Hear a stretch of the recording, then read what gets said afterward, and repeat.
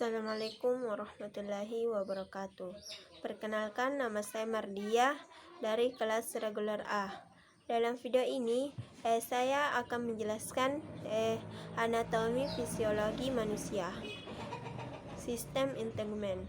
Definisi dari sistem integumen.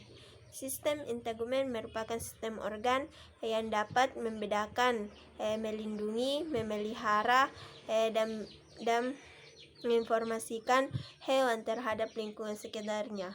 Sistem ini merupakan sistem organ yang paling besar, seperti kulit, rambut, bulu, sisik, kelenjar keringat, dan produknya, keringat atau lendir. Ciri-ciri kulit. Pembungkus yang elastis yang dapat melindungi kulit dari pengaruh lingkungan. Luasnya 1,50 sampai 1,75 meter. Tebal rata-rata 1,22 mm. Daerah yang paling tebal pada kulit, yakni pada kulit telapak tangan dan kaki. Tebalnya 66 mm. Sedangkan yang paling tipis pada daerah bagian penis, tipisnya 0,5 mm. 1. Dermis. Dermis merupakan terdiri dari 5 lapisan. 1. Lapisan korneum.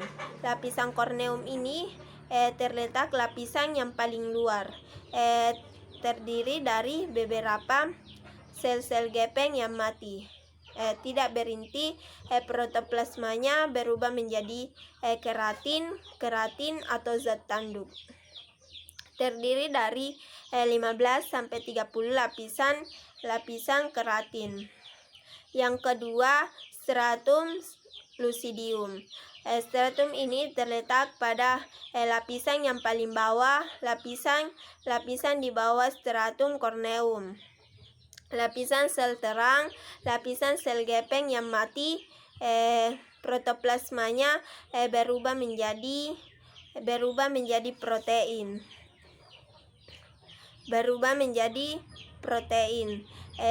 Hanya tampak pada kulit yang tebal, yakni pada telapak tangan dan kaki.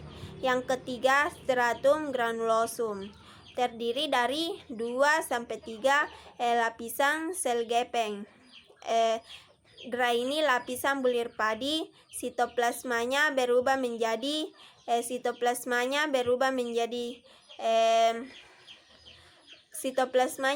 menjadi kasar dan terdapat inti di antaranya. Dan juga hanya tampak pada telapak tangan dan kaki. Yang keempat, stratum spinosum. Terdiri dari 5-8 lapisan.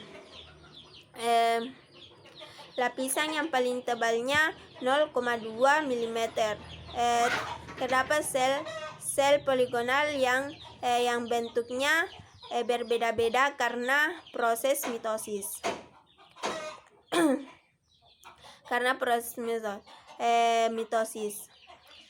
Lapisan sel Langerhans. Lapisan ini dapat memproduksi keratin. Keratin merupakan protein yang tidak larut air. Kelembaban pada kulit.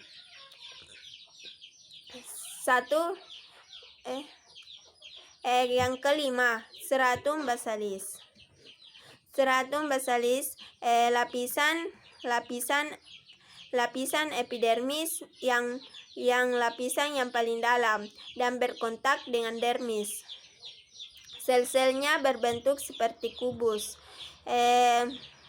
Sel basal ini mengadakan mitosis dan berfungsi reproduktif. Yang kedua, dermis. Dermis merupakan Dermis merupakan lapisan di bawah epidermis yang terdiri dari jaringan ikat, yang terdiri dari 2 lapisan pars papilaris, yang terdiri dari sel fibroblas yang memproduksi kolagen dan retikularis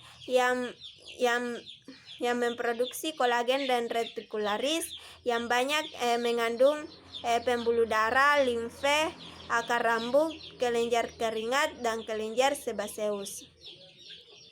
Lapisan dermis terdiri dari 3 jaringan. 1. Kolagen dan serat elastis. 2.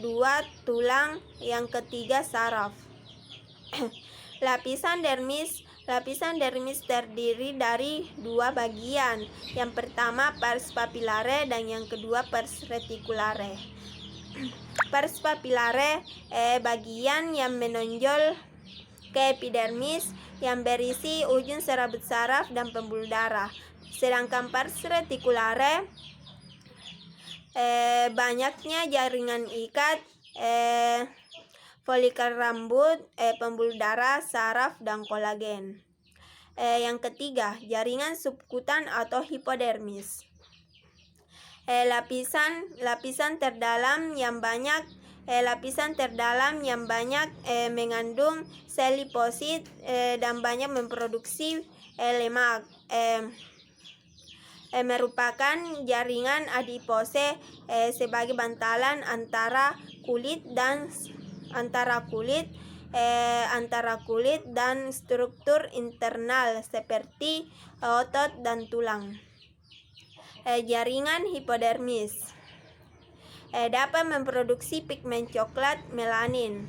Melanin dapat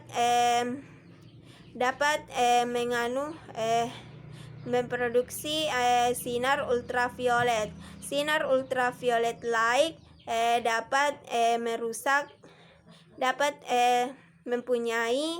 mempunyai energi tinggi foton yang dapat merusak DNA atau mutasi. Melanin dapat mencegah kerusakan DNA dan membantu kanker kulit.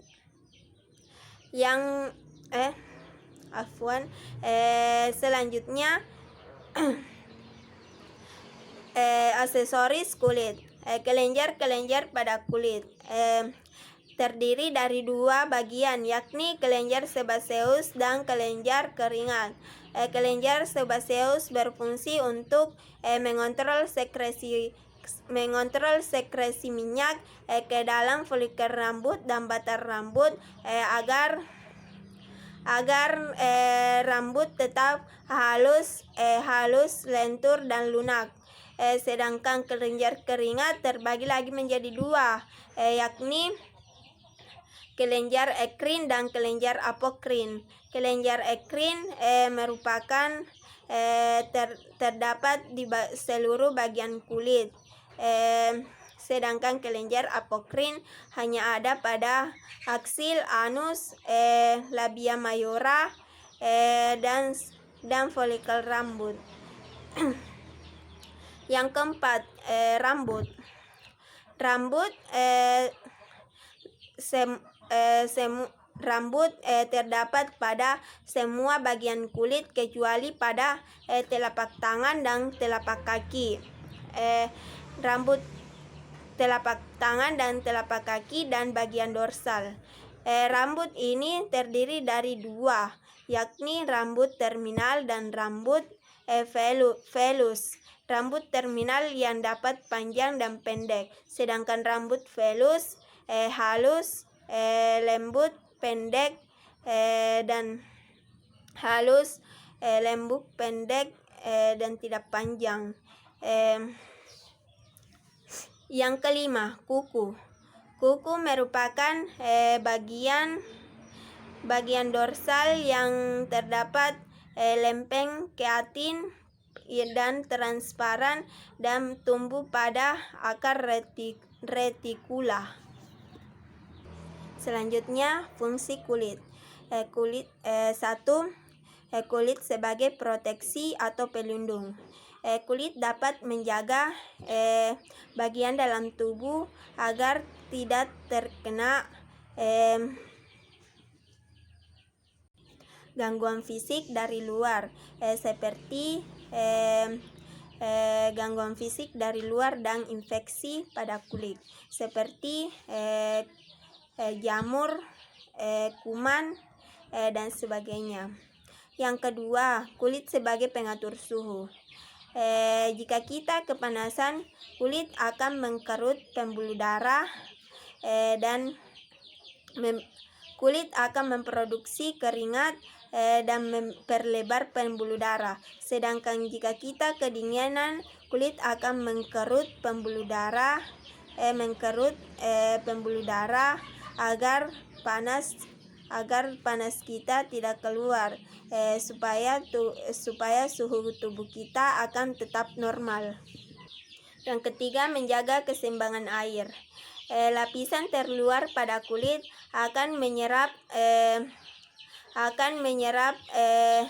air dan melindungi lapisan yang paling dalam.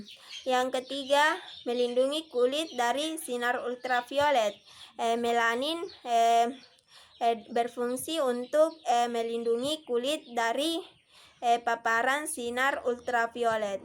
Yang kelima, memproduksi vitamin. Matahari selain menghangatkan, dia juga akan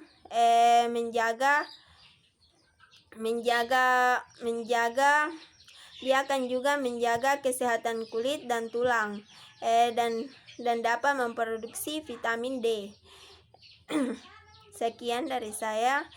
Mungkin ini yang dapat saya jelaskan.